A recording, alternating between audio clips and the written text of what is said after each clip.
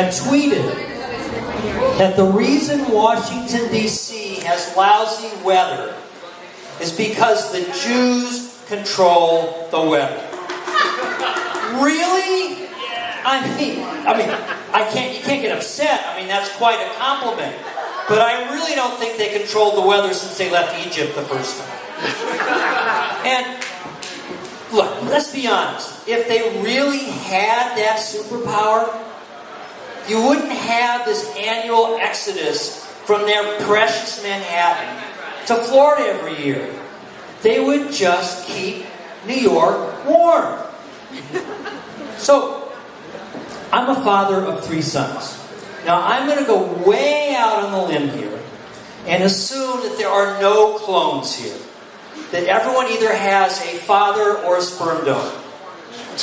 And my father, God bless his soul, believed that it was essential that someone else take care of his kids. But I want you to know that I did grow up in a loving environment. Whenever my siblings and I got too needy, my mom would gather us up in her arms and she would drop us off at the Lovings home next door. So I've decided that I didn't want to be like that. So when my kids were growing up, I made sure that I was really involved with everything they did. And I am pleased to tell you that they really hated that. Now, my youngest, by the way, just turned 30 on Wednesday. Tuesday. Sometime this week. And he is a real piece of work. And he started out really early. His first day of kindergarten, we got a call from his teacher. The first day. Hello. I thought you ought to know about your son's first day of school. Is everything okay? Well, yes and no. He was playing really well with the other kids, so I went up to him at the end of school and I said, "How was your day?" And he walked right up to me and he stood really straight and he looked me right in the eye and he said, "I don't think this is going to work out." And it never got any better. So having children under the age of 40, I've noticed that many people under the age of 40 know more about 1960s athletes than they do about other historical figures. Let me try something here. Who here knows who Muhammad Ali is? All right. Julius Erving. All right. Bobby Seale. Huey P. Newton. This is the Bay Area. Usually when I do that, I get to say, well, it is clear that you learn much more from SportsCenter than you did from sociology. And I know why. Color commentary. History needs color commentary. Think about it.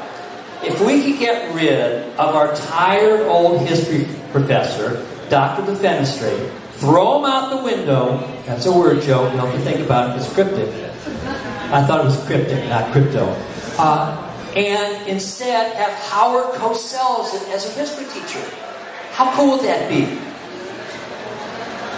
Good evening.